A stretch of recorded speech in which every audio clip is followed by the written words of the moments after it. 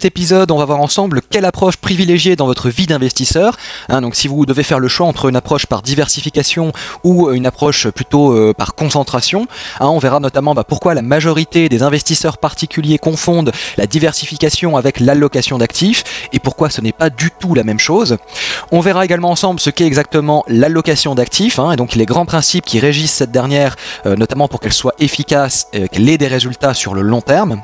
On verra également ensemble pourquoi ne pas mettre en place votre allocation d'actifs, votre propre allocation d'actifs pour investir est tout bonnement suicidaire pour votre patrimoine et donc la contribution précise de cette dernière à la performance de n'importe quel type de portefeuille. On verra que vraiment vous avez intérêt à mettre en place votre propre allocation d'actifs. Et donc dernier point de l'épisode, on va voir ensemble les limites de la diversification et dans quel cas précis la concentration sera votre meilleur allié. Pour ça on fera appel à la courbe d'expertise notamment pour montrer pourquoi dans certains cas la concentration est vraiment donc votre meilleur allié.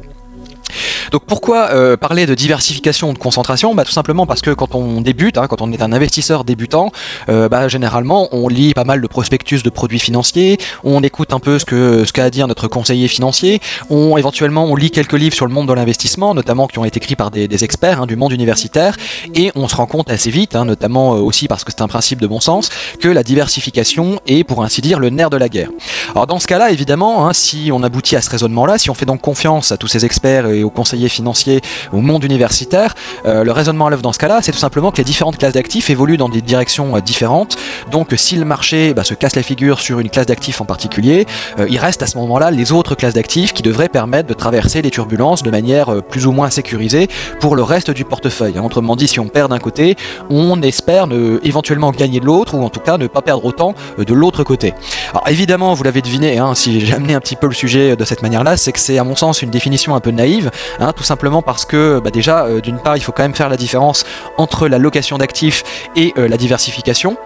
Donc c'est quoi la différence ? La différence c'est que d'une part l'allocation d'actifs ça se situe davantage au niveau de la gestion de votre patrimoine et donc à un niveau de gestion supérieur de votre patrimoine qui est donc supérieur à celui de la diversification puisque l'allocation d'actifs c'est la répartition de vos avoirs, de votre argent entre les différentes classes d'actifs. Donc c'est ça l'allocation d'actifs, c'est la répartition de votre argent entre les différentes classes d'actifs, alors que la diversification au contraire elle se fait plutôt à l'intérieur des classes d'actifs, donc elle vient après, si vous voulez, si on dessine un entonnoir ou une pyramide, peu importe.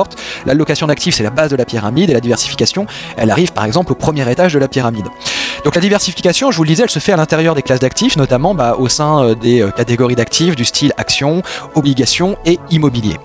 Donc dans la première partie de cet épisode, là on va tout simplement voir un peu plus précisément ce qu'est l'allocation d'actifs. Donc je vous ai dit que c'était différent de la diversification, donc je vais vous dire à quoi ça correspond exactement. C'est la fin de cet extrait public du podcast, alors il y a tout le reste de cet enregistrement qui est réservé aux membres inscrits. Il vous suffit de vous inscrire pour avoir accès à l'enregistrement intégral.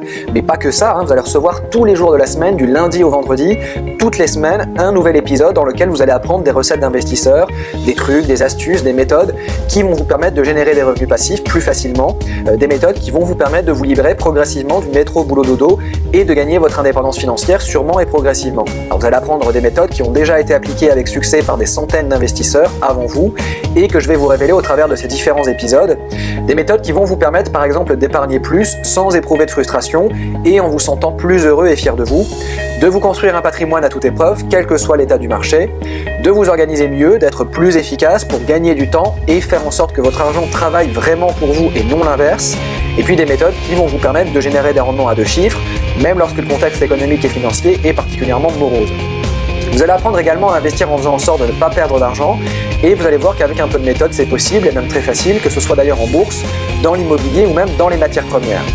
Vous allez apprendre à gérer vos investissements comme les pros qui réussissent, c'est-à-dire en ne suivant pas des conseils désuets du type investissez sur le long terme, constituez-vous un portefeuille diversifié et achetez des actions, des obligations et des fonds communs de placement.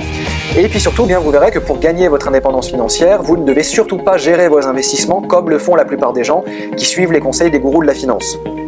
Alors peut-être que vous gérez déjà vous-même vos investissements, peut-être que vous avez préféré faire confiance aveuglément à votre conseiller financier parce que vous ne compreniez pas bien le produit qu'il essayait de vous vendre.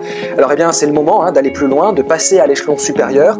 Vous allez recevoir tous les jours de la semaine un enregistrement audio.